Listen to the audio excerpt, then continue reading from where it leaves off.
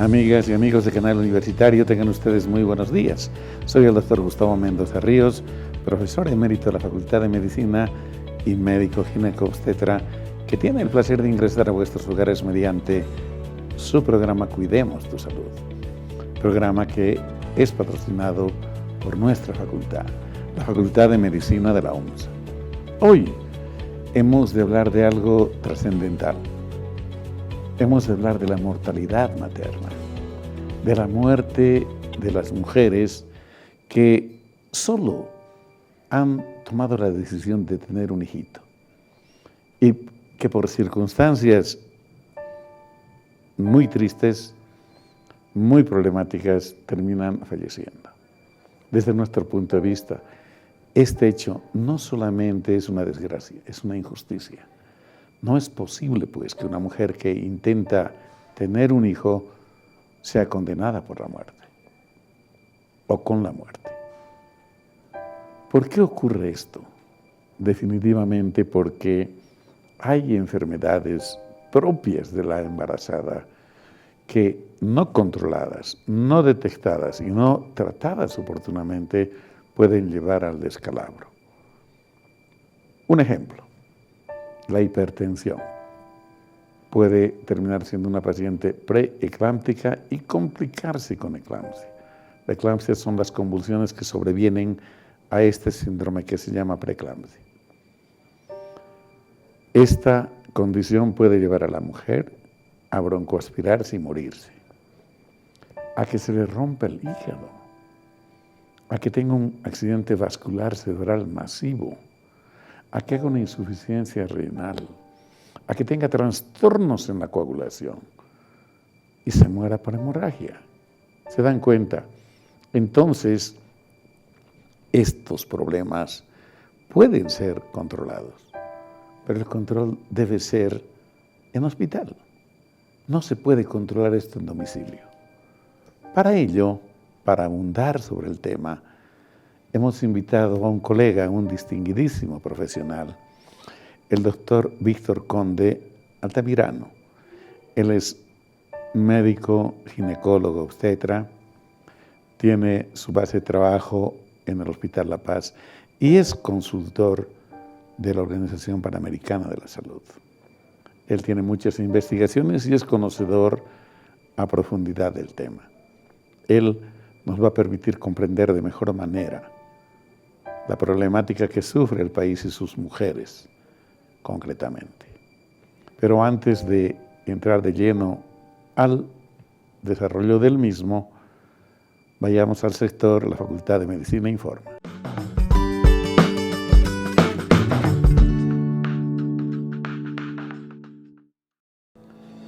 En esta primera nota ustedes podrán apreciar la celebración de los 54 años de la carrera de Tecnología Médica. A este acto tan importante acudieron nuestras principales autoridades universitarias, el señor rector, la señora vicerrectora y, por supuesto, el decano y vicedecano de nuestra facultad. La directora de carrera ponderó los logros alcanzados en estos 54 años. Veamos la nota, por favor.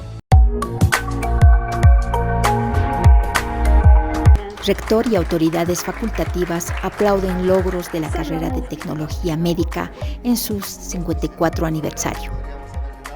Con diferentes actividades preparadas por el plantel docente estudiantil, la carrera de Tecnología Médica de la Facultad de Medicina, Enfermería, Nutrición y Tecnología Médica conmemoró su 54 aniversario y el compromiso de sus principales autoridades para seguir apoyando todas sus iniciativas orientadas a optimizar la formación académica de las carreras de bioimagenología, fisioterapia, kinesiología y laboratorio clínico. Cumplimos 54 años, en realidad el 26 de septiembre es nuestro aniversario y realmente con los 54 años hemos cumplido muchas metas, muchos logros en la carrera de Tecnología Médica y es así que quiero resaltar nuestra infraestructura, que lo debemos a autoridades que me han antecedido, a la licenciada Verónica Francia, a nuestra licenciada Sandra Salinas y al doctor Juan Carlos Medrano, que juntamente han iniciado todo esto a la cabeza del doctor Guido Zambrana, que ha dado la piedra fundamental para que se pueda construir nuestro edificio. Un sincero y un reconocimiento al trabajo que ustedes han realizado. Por otro lado, nuestra infraestructura, que ahora nosotros la debemos cuidar, la hemos ido equipando. La hemos equipado en una fase en la cual nosotros hemos sido evaluados por la acreditación que nosotros nos hemos prestado voluntariamente ante la CUB y hemos acreditado con una nota realmente satisfactoria. Felicitarles nuevamente y sigan adelante, que todo el apoyo que corresponda para quienes nos toca temporalmente estar en estas situaciones, pues lo van a tener. Y en lo que decía la licenciada, hemos hablado a nivel de vicerrectorado, tal vez ahora el señor rector comprometerlo un poco. Hay una resolución del HCU cuando era rectora la doctora Rescala, en reconocimiento de la formación de licenciatura. Entonces, si la que aprobó eso era rectora y fue anteriormente decano de Bioquímica y Farmacia, y las resoluciones de HCU son de cumplimiento, no son para dialogar, para ver si se hace o no se hace. Fisioterapia y kinesiología y biomarketing. Importantes aportes para el cuidado, el diagnóstico y prevención de cada uno de nosotros.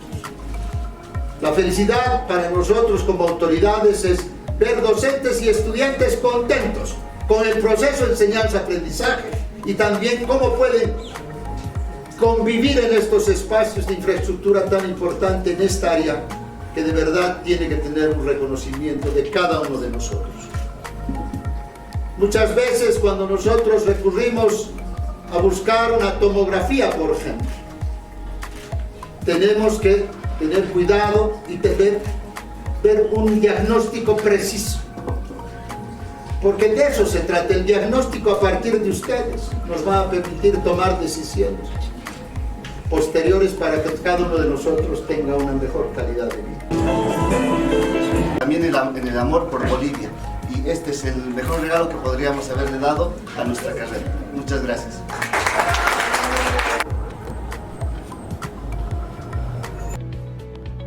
En la Facultad de Medicina, el doctor Daniel Elío Calvo tuvo a bien presentar un tema muy interesante plasmado en un libro, Temas de Filosofía en Medicina. Es el título de este tan importante producto de la investigación del profesor Elío. El profesor Elío es un profesor emérito que muchos años contribuyó con la formación de médicos en nuestro país y en nuestra facultad. Veamos el acto, por favor.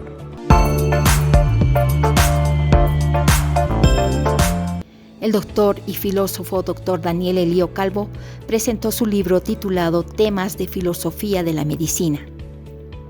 Sumando su contribución a la investigación y reflexión sobre temas de humanidades médicas, el doctor Daniel Elío Calvo presentó oficialmente su libro Temas de la Filosofía Médica, con importantes contribuciones de metafísica médica como salud y enfermedad, el paciente como persona y modelos biomédicos y biopsicosocial. Él ha mostrado recurrentemente espíritu filosófico, sujeto a los procedimientos y respetuoso de las formas y protocolos. Expresa la magnífica concreción de un filósofo de profunda reflexión, completada con un conocimiento especializado como profesional médico de alto perfil. El doctor Elío Calvo expresa madurez de espíritu filosófico con la motivación humana, íncita, natural y profunda de vivir según el llamado de realizar la esencia de filosofar. Lo ha hecho y sigue realizándolo, representando la respuesta al llamado de su conciencia, la vocación de construir su subjetividad, forjando la inteligencia en el ejercicio del pensamiento. Medicina no está el término limitado a la profesión médica, como generalmente se entiende, sino que medicina se refiere a la relación médico-paciente, a la salud y enfermedad de los seres humanos, en el proceso en que intervienen diferentes profesiones biomédicas, medicina, odontología, bioquímica, biotecnología, nutrición e enfermería. Y no solo las profesiones médicas, sino, como han mencionado muy claramente, también las profesiones del área humanística, como ser la filosofía, la antropología, la sociología, la psicología. El libro que presentó no tiene valor por su nombre, por su volumen, ni por el autor. El valor de este libro está en el contenido, en sus ideas, que sí, yo he tenido el esfuerzo de reunir y presentar al público para que se difunda. Siguiente, por favor. El doctor Fernández ha tenido la gentileza de hacernos un resumen de las humanidades médicas. Ha habido un gran desarrollo de la ciencia y de la tecnología, sobre todo en la segunda mitad del siglo XX. Y qué mejor darme el privilegio de poder comenzar con este acto, sin antes, con la venia del señor decano. Saludo cordialmente y doy la bienvenida primero al doctor Daniel Elío Calvo Orozco, quien hoy presentará el libro titulado Temas de Filosofía de la Medicina.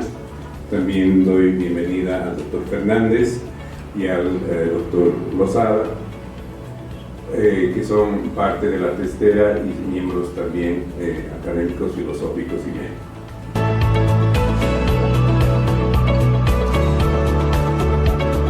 Distinguidos amigos, como lo habíamos señalado precedentemente, está con nosotros nuestro invitado de hoy, el doctor Víctor Conde Altamirano. Él es un médico cirujano, especialista en ginecología y obstetricia, y muchos años se desempeñó como consultor de la Organización Panamericana de la Salud. Él tiene muchos trabajos de investigación relacionados con el tema que precisamente vamos a abordar, y creo que estamos hablando verdaderamente con una autoridad que sabe lo que es la mortalidad materna. Pero antes de proseguir, permítanme saludarle al doctor Víctor Conde y presentarles. Víctor, muy buenos días. Muchas gracias por aceptar nuestra invitación. Muy buenos días, doctor Mendoza. Encantado de estar compartiendo con este programa, con usted y con la amable teleaudiencia de Canal Universitario. Gracias, Víctor. Para entrar en contexto y rápidamente compartirá Víctor lo que voy a señalar. Distinguidos amigos, hablar de la mortalidad materna es hablar de un tema sumamente sensible acá o en cualquier región del mundo. Porque definitivamente, más o menos para contextualizar, la pérdida de una mujer en el seno de la familia supone una serie de problemas que se presentan de inmediato. Citaré 2 o 3. Imagínense usted, pónganse en los zapatos de quienes van a sufrir las consecuencias. El niño, que es huérfano desde el nacimiento, indudablemente va a ser un niño que no va a poder gozar lo que gozan otros niños cuando tienen a su mamá consigo, y que, como a muchos, gracias a Dios, nos acompañó muchísimo tiempo. Por otro lado, la familia se desorganiza porque, aceptémoslo, la mamá es el núcleo de la familia, es aquella que concentra, es ella que atrae a todo el núcleo familiar, y en torno de ella se gira prácticamente todo el tiempo que ella está con nosotros. Si hablamos desde la infancia, ¿quién pues se preocupa del aseo de los niños, de su asistencia al colegio, del cumplimiento de sus tareas y otras obligaciones? La mamá. Pero la mamá no solamente tiene una triple carga, tiene una cuádruple y hasta quíntuple carga. Hoy en día la mamá tiene que además insertarse en el quehacer laboral, tiene que aportar con su familia con unos pesos que es nada más el producto de su esfuerzo. Pero adicionalmente, ¿quién prepara pues la comida? Trabaje o no trabaje. La mamá. En fin, la madre debe siempre en nuestras mentes tener la mayor significación en nuestras vidas. Por lo tanto, cuando se pierde una mamá, no solamente se ha perdido una vida, en verdad se ha generado una verdadera desgracia en el seno de la familia. Víctor, ¿compartes este criterio nuestro respecto a lo que es la mamá? Absolutamente, doctor Mendoza. Y el hecho es de que la muerte materna realmente es una situación lacerante para todas las familias, pero no solo para las familias, ya que en el contexto nacional e internacional, la muerte materna es un indicador de calidad de vida que afecta a la sociedad y afecta a los países. La muerte materna es una situación, como usted decía, muy preocupante y lacerante, y la situación en la que se encuentra Bolivia pues nos muestra un camino muy largo por recorrer. Víctor, los indicadores que nos permiten comparar nuestra situación con el resto del mundo tienen obviamente una forma de obtener. Una de ellas es la razón de mortalidad materna. ¿Cómo debemos entender? ¿Cómo la obtenemos? La muerte materna tiene un indicador que se mide y se compara internacionalmente. Y como usted decía, es la razón de muerte materna. ¿Cómo se define esta? Es el número de muertes maternas, número de defunciones maternas que se producen sobre el número de recién nacidos vivos, pero no el total, sino sobre 100.000 nacidos vivos. No es una proporción, es una razón. Si ustedes se fijan, el numerador son las muertes maternas y el denominador los nacidos vivos. Y en este contexto hay estudios que nos han permitido hacer una aproximación a la situación de la muerte materna en el país. Estas encuestas nacionales de demografía y salud que se realizan cada 5 años, que nos han ido mostrando, ¿no? Una situación, una realidad desde los años 80 hasta el presente. En el año 1989 teníamos una razón de muerte materna de 480 mujeres que han fallecido por complicaciones del embarazo, el parto y el puerperio, sobre 100.000 nacidos vivos. La situación ha ido cambiando conforme pasaron los años y al presente el último estudio de mortalidad materna nos muestra una razón de 160 por 100.000 nacidos vivos. Aparentemente hemos mejorado, sin embargo, nuestra cifra es aún de 3 dígitos y es la preocupación. En el contexto internacional, en Sudamérica, la mayoría de los países están haciendo el esfuerzo de bajar a 2 dígitos, o sea, una razón de muerte materna por debajo de 100, que marcaría un poco reflejo al esfuerzo que están realizando no solo los sistemas de salud, sino el país entero, ¿sí? Para controlar, para mejorar su situación, para mejorar la atención de los partos, para que estos se produzcan en domicilio, más bien en los hospitales y no en domicilio, de manera que puedan recibir una atención calificada del parto. En ese marco, las complicaciones que no podemos negar siempre se presentan, pueden tener recurso humano y capacidad resolutiva en los hospitales para poder resolverlas. Gracias, Víctor. Amigos, pero además hay un otro problema adicional. Lo dijo con mucha altura nuestro invitado, se han hecho esfuerzos, pero los resultados no son los deseados. De hecho, nos hemos comprometido. El compromiso del milenio era que reduzcamos 75% al menos de la mortalidad materna. Obviamente no se cumplió, pero aquí viene lo más lacerante. Somos de la región de Sudamérica el país con la más alta tasa de mortalidad materna.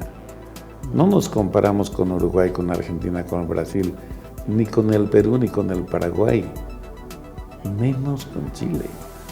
Víctor. Así es. Chile tiene 10 veces menos muertes maternas que Bolivia. Esto enfatizo porque hay quienes demagógicamente suelen decir que estamos similares a Cuba, a Chile. Y se me vino el tema Cuba, porque Cuba en su mejor momento logró 99% de parte institucional y Chile 98%. Y ambas naciones bajaron dramáticamente la mortalidad materna. Esto a propósito de tu última aseveración. Vamos en recomendaciones seguramente decir, si las mujeres tienen parto institucional, es altamente probable que dramáticamente bajemos las tasas o la razón de mortalidad. Pero como están las cosas, Víctor, yo creo que nos va a costar muchísimo bajar a 2 dígitos. Es cierto, resta mucho camino por recorrer y cuando analizamos la información disponible corresponde a un estudio que se realizó en el 2015 con datos y con información del censo del año 2012. Producto de la información del censo se hizo un estudio complementario, el estudio de mortalidad materna. Y según este estudio, la razón de muerte es de 160 por 100.000 nacidos. Diríamos que probablemente ese dato pudiera ser anacrónico y pasado. Sin embargo, como todos ustedes recuerdan, el 2011 ¿sí? tuvimos este dato y por la pandemia, o sea, la pandemia fue tan lacerante en nuestro país, los indicadores y los procesos que se han dado nos han hecho retroceder aproximadamente 10 años. O sea, yo me animaría a decir que esa información del 2011 es totalmente contemporánea, pero nos muestra algo importante, ¿ya? Que necesita analizarse en profundidad. Cuando uno trata de analizar la situación de la muerte materna en Bolivia, observa que 2 de cada 3 muertes maternas que se produjeron el año 2011 en Bolivia fueron en domicilio. Correcto. Y 1 de cada 3 muertes maternas en un establecimiento de salud. O sea, de acuerdo. Estamos hablando de mujeres que se complicaron, mujeres que tuvieron alguna complicación. Dentro de la estructura de muerte materna, las causas de muerte son generalmente relacionadas con la hemorragia posparto, ya sea por una retención placentaria, por un útero que no se contrae apropiadamente, también por los trastornos hipertensivos del embarazo y por infecciones, además del aborto, que serían las 4 principales causas de muerte materna. Estas, y la más importante, es la hemorragia. Y sabemos, por indicadores, por una serie de estadísticas, que la hemorragia muchas veces puede ser cataclísmica y no nos da tiempo a actuar. Y en apariencia eso es lo que está pasando en los domicilios. O sea, muchas mamás ¿sí? quisieran de pronto tener su parto en domicilio, apoyadas por una matrona, apoyadas por una partera. Sin embargo, debemos reconocer que cuando hablamos de atención calificada del parto, necesitamos la provisión de la atención por parte de un profesional que tenga experiencia en la atención de parto, ya sea médico o enfermera, y que dependiendo de dónde se está atendiendo, porque el sistema de salud tiene un primer nivel de atención con médicos y enfermeras generales, un segundo nivel de atención ya con una capacidad resolutiva más importante y un tercer nivel de atención que tiene hasta terapia intensiva, tanto para los recién nacidos como para las mamás. Un proveedor calificado, en función a sus competencias y a su capacidad resolutiva, podrá resolver una situación. Sin embargo, si se sobrepasa su capacidad resolutiva, tiene un sistema de referencia que permite que esta mamá pueda ir, en función de necesidad, a otro hospital a recibir una atención complementaria o de mayor especialidad. Esa atención calificada asegura, mejora las condiciones de atención y reduce el riesgo de complicaciones y muerte. cosa que no podemos brindar en domicilio. Gracias, Víctor. Amigos, hemos de seguir hablando del tema. Permítanme unos segundos y retornamos enseguida.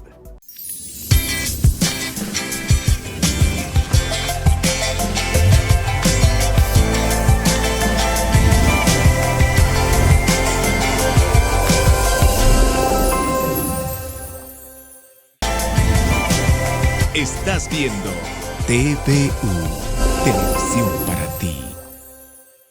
Amigos, parafraseando lo que señaló nuestro invitado, el doctor Víctor Conde, las mujeres fundamentalmente fallecen por hemorragia.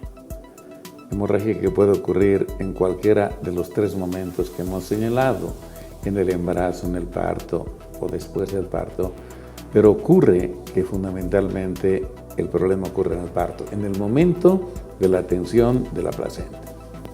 También las pacientes pueden sufrir problemas por la presentación de hipertensión, de síndromes hipertensivos que afectan su salud y que pueden complicarse y agravar su estado de salud. También pueden haber infecciones y el aborto en particular se cita porque puede provocar hemorragia e infecciones. En este contexto, Víctor, ¿cuáles serían los factores predisponentes que tiene una mujer para presentar estos cuadros? Muchas gracias por la pregunta. Creo que es una pregunta muy importante. Hay una serie de factores que pueden predisponer a estas complicaciones. Si enfocamos a las hemorragias, generalmente el factor más importante es la distensión del útero y la flacidez que puede tener, especialmente en el momento del parto y luego del mismo.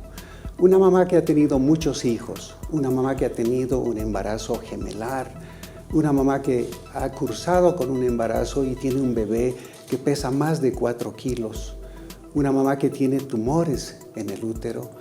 Todos estos factores predisponen a que luego del parto ese útero no se contraiga con la importancia que necesitamos lo haga. Al no contraerse apropiadamente, la placenta tarda en expulsarse o se retiene, o el útero, al no contraerse apropiadamente, empieza a sangrar. Ese sangrado muchas veces es cataclísmico e incoercible y puede llevar al colapso, incluso a la muerte a una mamá en pocos minutos. Ahí radica la importancia de que esta mamá pueda tener una atención institucional, una atención en un hospital, ya que el proveedor calificado va a poder realizar todas las maniobras o utilizar los procedimientos necesarios para controlar esa hemorragia, para cohibir la misma y para mejorar, ¿sí?, las condiciones de esa mamá y mejorar su pronóstico. Víctor, a propósito, en los hospitales se han implementado equipos de reacción inmediata, ¿no?, a diversos eventos. Por ejemplo, el código rojo para el tema de la hemorragia. Y qué bueno que lo señala el doctor Víctor Conde, porque, por ejemplo, en el Hospital de la Mujer, cuando hay un evento de estos, no solo es el médico, el residente, el interno, sino van el terapista intensivista, el anestesiólogo, la jefa de enfermeras, el encargado del laboratorio clínico y el del banco de sangre. Ese equipo está en torno de la paciente y cada quien contribuye con lo necesario. Entonces a eso te refieres, a que los hospitales, de acuerdo a su complejidad, tienen capacidad de reacción, cosa que no se logra en el domicilio, por ejemplo. Por supuesto, un hospital activando un código rojo, como usted decía, tiene a un equipo multidisciplinario que, actuando inmediatamente, puede mejorar la atención y mejorar el pronóstico de esta mamá. En domicilio, ¿qué puede hacer una familia ante una contingencia de estas? Muy poco. De pronto, en el marco de la medicina tradicional, pues hay brebajes pujantes, entre comillas, que pudieran utilizarse, pero su acción es muy tardía. Y reitero, la hemorragia luego del parto por un útero que no se contrae apropiadamente puede ser cataclísmica. Un útero puede sangrar aproximadamente más de medio litro por minuto. En 3, 4, 5 minutos una mamá podría incluso fallecer ante una contingencia de estas. Correcto. Pero además esa es la principal causa de hemorragia y otras. Se retienen restos, se desgarra el canal del parto y cuando sangra mucho se trastorna la coagulación sanguínea, etcétera. Ya no vamos a abundar en ello, pero digamos este problema sí se lo puede controlar cuando uno está en una institución, no importa el nivel en el que se encuentre para la atención del parto. También, Víctor, los síndromes hipertensivos, que me parece que es sumamente importante mencionar, cuando se complican, realmente conspiran contra la vida de la mamá. Así es, doctor Mendoza. En realidad hay una serie de factores de riesgo que se relacionan con la hipertensión durante el embarazo. Se ha visto que una mujer primeriza, ¿sí?, especialmente si es adolescente o mayor de 35 años, tiene 2 o 3 veces más riesgo de desarrollar preeclampsia, desarrollar una hipertensión durante el embarazo, que una mujer que no está dentro de ese grupo de riesgo. Una mamá que ha tenido un trastorno hipertensivo en el embarazo previo tiene 3 veces más riesgo de repetir el evento. Una mamá que ha tenido un familiar de primer grado que ha sufrido un trastorno hipertensivo del embarazo puede recurrir, puede repetir el evento. Hay una serie de factores que pueden identificarse durante el control prenatal. Y este es el momento coyuntural, ya que identificando estos factores de riesgo podemos actuar y podemos generar medidas preventivas en el marco de la prevención primaria. Correcto. Algo importante en ese sentido es que en primer nivel de atención, todas las mamás que tengan estos factores de riesgo puedan tomar aspirineta, o sea, un medicamento tan fácil de obtener y que está hasta en las tiendas, ¿no? Una aspirineta todos los días, un medicamento que no tiene efectos secundarios importantes, un medicamento que es muy noble y que tomándose cada día una tableta hasta llegar a los 8 meses de embarazo, podemos reducir a la mitad el riesgo de que se produzca una preeclampsia, podemos reducir a la mitad la probabilidad de que ese bebé desarrolle menos y sea un desnutrido dentro del útero. O sea, hay un beneficio importante como ese. Pero más que nada, creo que el control de la presión arterial en el primer nivel de atención, el monitoreo de la presión arterial es una estrategia muy importante que en el sistema de salud debe consolidarse e implementarse, ya que al empezar a elevarse la presión, se está marcando una señal de peligro muy importante para que la madre acuda a hacer un tratamiento específico ya en un hospital de segundo o de tercer nivel. Porque, permítame decir esto, la preeclampsia no es una enfermedad que deba manejarse en el primer nivel de atención. Es una enfermedad tan severa y tan grave que puede complicar a la mamá y complicar al bebé y matar a ambos. Debe manejarse en un segundo o en un tercer nivel de atención. La preeclampsia es tan lacerante y tan preocupante que requiere medidas radicales de esta naturaleza, tomando todas las medidas de prevención, de asepsia, de antisepsia, que permitan que ante las situaciones que se puedan dar durante el parto, ya sea una rotura de bolsa, una rotura de membranas o un trabajo de parto prolongado o algún factor que en algún momento pueda redundar en una infección, pues pueda controlarse, ya sea, reitero, preventivamente o con un tratamiento antibiótico. Y sobre el aborto, bueno, el aborto es un problema de salud pública, es un problema que pasa por la necesidad insatisfecha de acceso a información y servicios de anticoncepción. Uno se pregunta, ¿será que las mamás en Bolivia pueden cumplir el derecho que les asiste a decidir tener el número de hijos que quieran en el momento que quieran tenerlos? Muchas veces no es así. Y tanto las adolescentes como las personas adultas muchas veces tienen embarazos no intencionales. ¿Cómo podemos prevenir y evitar esto? Obviamente trabajando en el marco de los derechos y con la anticoncepción. Sin embargo, si se da un embarazo, especialmente en un caso de violencia ¿sí? Una víctima de violencia, de una violación sexual, pues tiene derecho a una interrupción legal del embarazo y a una prevención de problemas y patologías que pudieran darse. La atención calificada de las complicaciones del aborto son muy importantes y si bien son un tema demasiado abundante y largo de trabajar, yo quisiera más bien redondear en el sentido de que si tenemos a una mamá que acude a un establecimiento de salud con una complicación relacionada con el aborto, luego de recibir la atención, debiera recibir orientación, información y servicios de anticoncepción para prevenir un siguiente embarazo que probablemente también pueda ser inoportuno, pueda ser un embarazo que, si es que no logramos cumplir con este mandato en el marco de la atención integral a las hemorragias de la primera mitad del embarazo, pueda conllevar a riesgos y a muerte materna. El aborto se asocia o tiene una razón aproximada de 9 por 100.000 nacidos vivos, ¿sí? En el marco del promedio que estábamos manejando al principio de esta conversación. Correcto.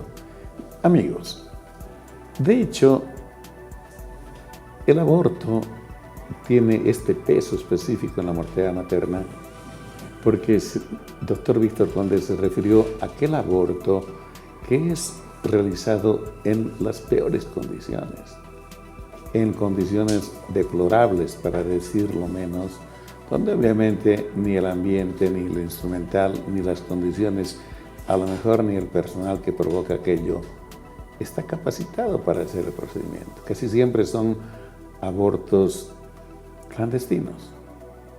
Otro es el tema distinto de la violencia sexual, donde existe una sentencia constitucional que protege a la víctima que se embaraza en estas circunstancias y que puede acceder libremente al aborto.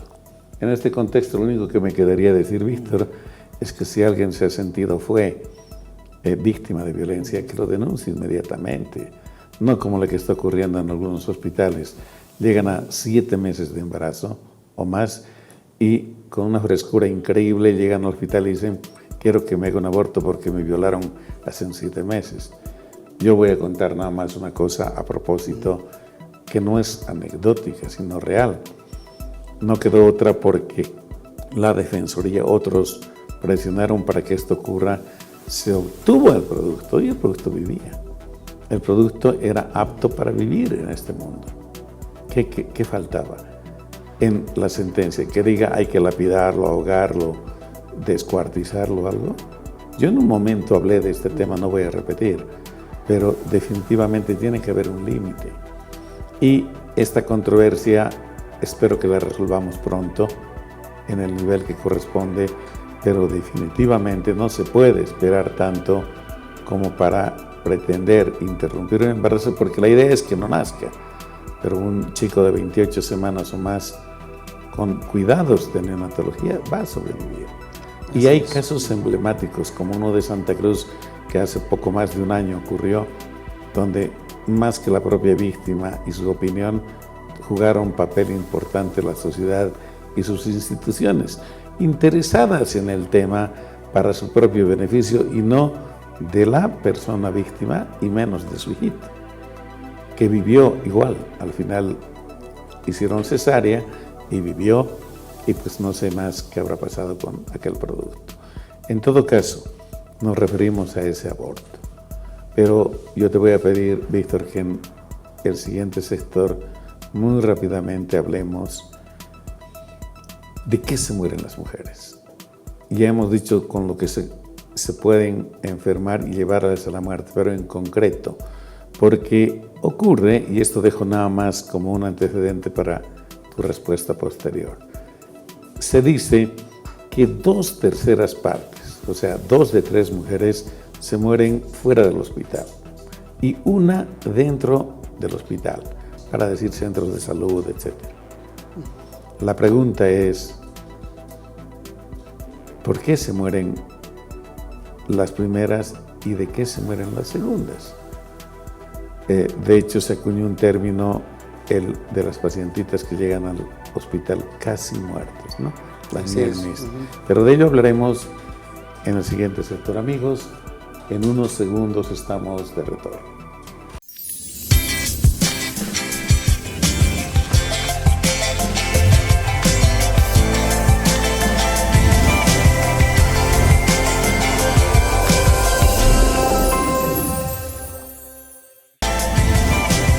Estás viendo TPU, Televisión para ti. Amigos, ya el doctor Víctor Conde nos dijo que se muere la gente porque presenta durante su embarazo, parto, síndromes hipertensivos, hemorragia, complicaciones como las infecciones y hemorragias e infecciones por el aborto. Pero hasta ahí parecería que el cuadro es muy simple. Complicados estos cuadros es que se lleva a las mujeres a la muerte.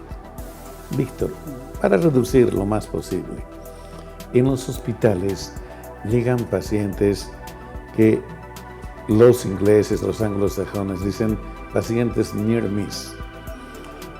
El castellano diría casi perdidas. Pero la traducción literal, casi literal, de la significancia es casi muertas. Así es. ¿A qué se refieren estos cuadros de morbilidad tan compleja de las mujeres que llegan al hospital? Que son las que se mueren finalmente. Sí, es cierto.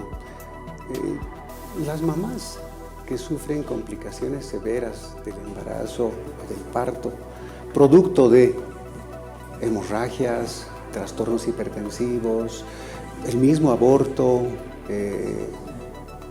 infecciones y algunos problemas metabólicos que son también frecuentes, pueden llevar a un deterioro, ¿sí?, de la salud, un deterioro del organismo, una falla orgánica, ¿sí?, que compromete, como el caso de la preeclampsia, y el doctor Mendoza lo decía, parafraseando sus palabras, se involucra y se compromete todo el organismo, el cerebro, los riñones, el hígado, y cuando estos empiezan a fallar, ¿sí?, se deteriora la fisiología del organismo. Entonces, ¿qué pasa con estas mamás? Producto de una hemorragia, de una preeclampsia, pueden entrar en coagulopatía. Una hemorragia puede llevar a una anemia severa, la mujer se enfría, llega a hipotermia y entramos en una serie de indicadores que se van manejando como ser el triángulo de la muerte, ¿no? Hipotermia, acidosis, coagulopatía, que si no se atienden inmediatamente, si no tenemos o no contamos con un servicio de terapia intensiva, pues fácilmente llevan al colapso materno y a la muerte.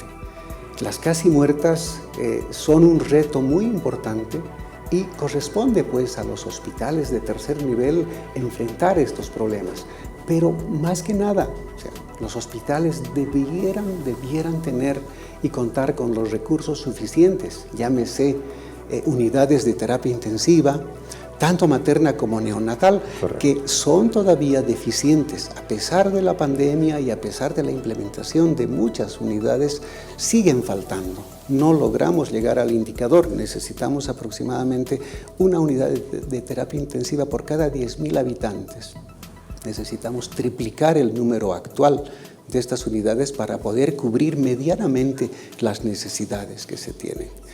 Estos problemas entonces se asocian a muerte materna, pero ¿pueden prevenirse?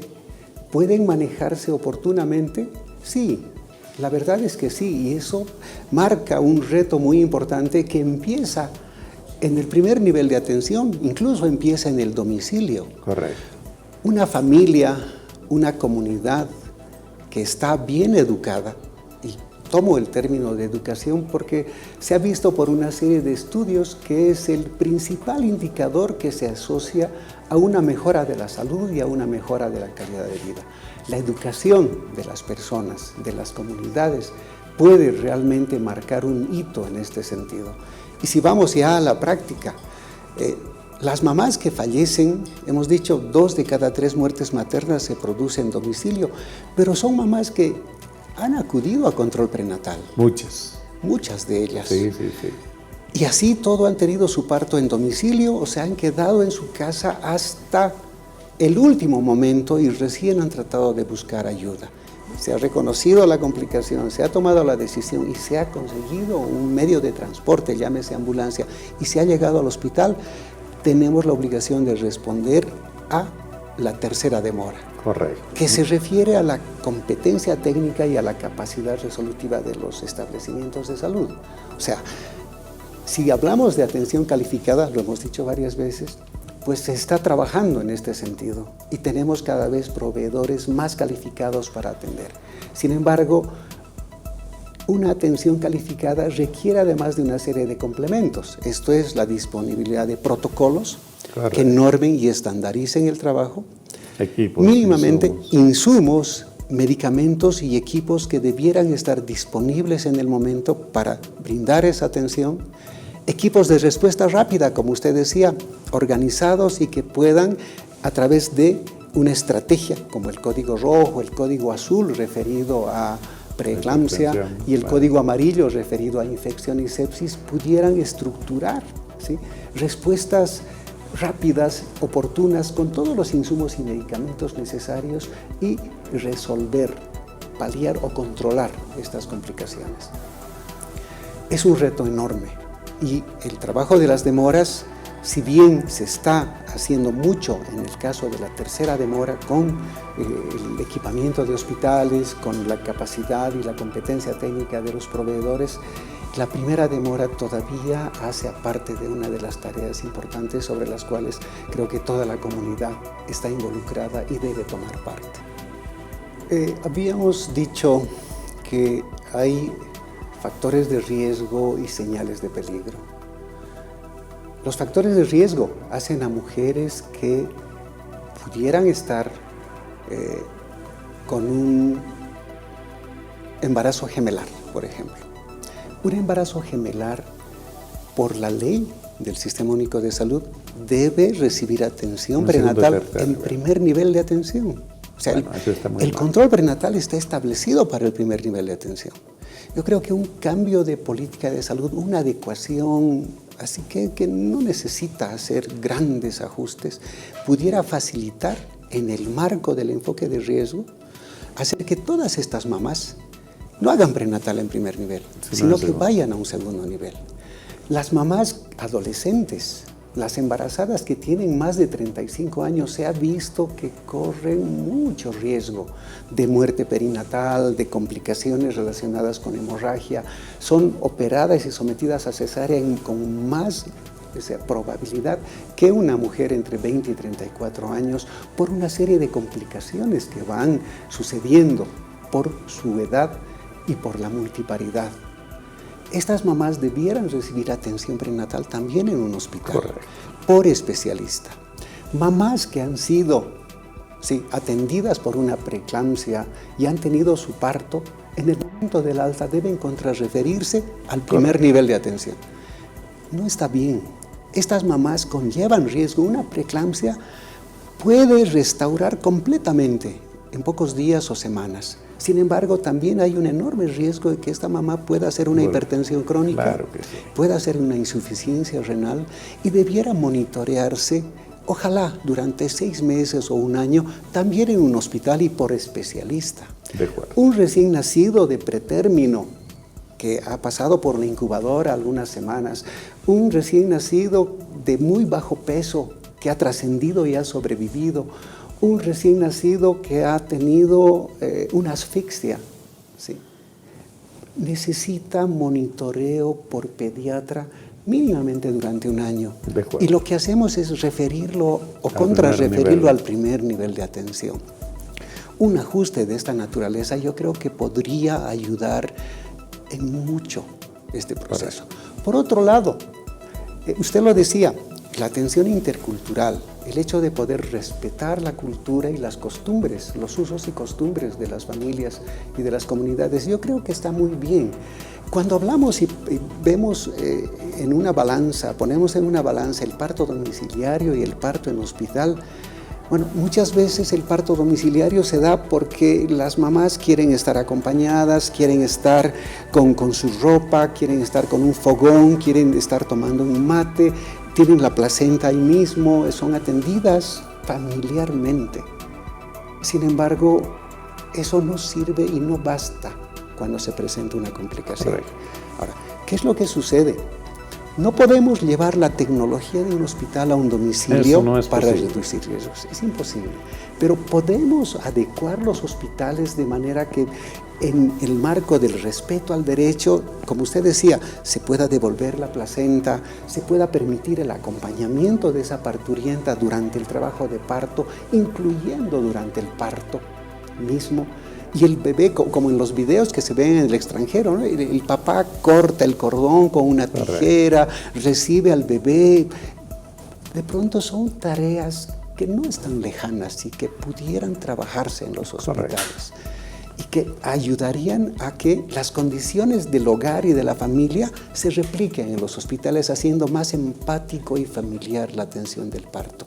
Yo creo que estos pequeños ajustes pudieran de alguna manera ayudar, tanto en el control prenatal especializado para monitoreo y seguimiento tanto del prenatal como después del parto, como en las pequeñas adecuaciones en los hospitales, respetando esos derechos que creo que son justos y pudieran fácilmente implementarse.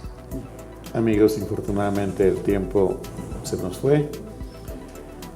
Queremos agradecerle al doctor Víctor Conde. Víctor, muchas gracias por tu gentileza de compartir tu experticia con nosotros y te comprometemos para que una siguiente vez hablemos de un tema tan importante como este. Víctor, tu despedida, por favor.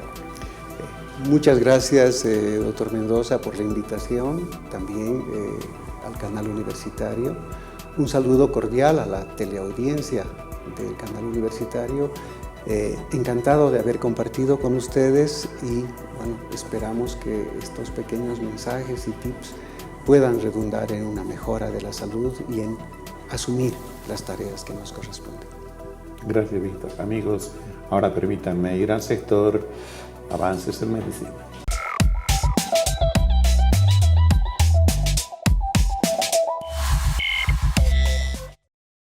Más de 420 millones de personas en el mundo padecen de diabetes y cerca de 1.500.000 mueren cada año por causa de esta enfermedad. Gracias a los estudios realizados por el Grupo de Investigación en Medicina Regenerativa de Univalle, los pacientes diabéticos insulinodependientes podrían acceder a una cura definitiva. Diabético tipo 1 tiene deficiencia de insulina. Entonces, la forma de solucionarlo o la mejor manera de solucionarlo sería hacerle trasplantes. Pero el trasplante completo de páncreas es muy complicado. Entonces, lo que hacen, una solución es hacerle trasplantes de islotes, o sea, esas celulitas que producen la insulina. La tecnología desarrollada por los investigadores de Univalle está orientada a mejorar la obtención de islotes del páncreas de un donante.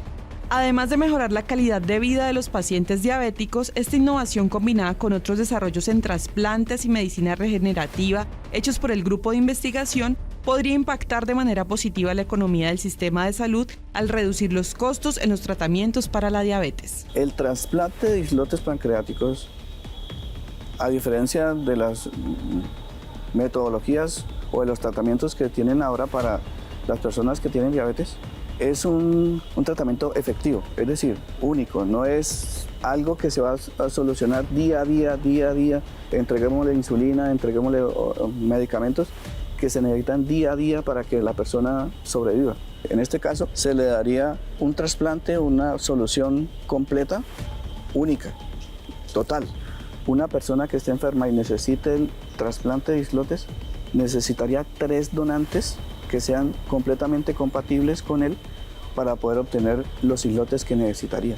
Eso es muchísimo. Y ahora, pues con este, nosotros aspiraríamos a que un solo donante dé los islotes suficientes para una persona que necesita el trasplante de islotes. Distinguidos amigos, esto fue todo por hoy. Esperamos sinceramente que el tema que hoy tratamos haya sido de vuestro interés, porque compromete a toda la familia. La mamá es parte vital de la organización familiar. Hay que cuidarla, hay que protegerla, a más de quererla, por supuesto. es muy penoso cuando prematuramente ella falta. Por eso les sugiero que disfruten de este fin de semana, quieran a su mamá, quieran a la familia, pero demuéstrensela además, de tal manera que disfruten de la presencia de cada uno de los componentes de la familia. Que tengan un lindísimo fin de semana, que tengan muy buenos días.